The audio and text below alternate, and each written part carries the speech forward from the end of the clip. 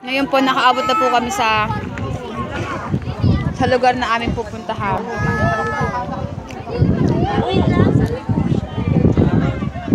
Ang bawat isa po ay pagod na.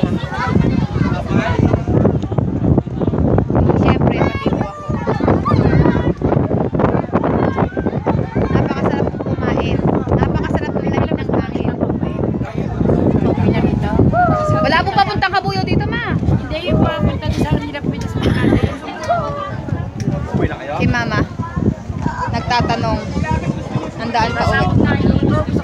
Ay, may CRC mo sa katabi mo.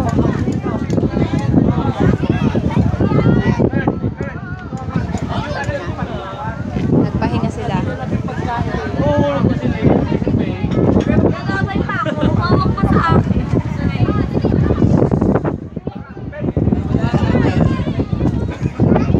Uh-oh.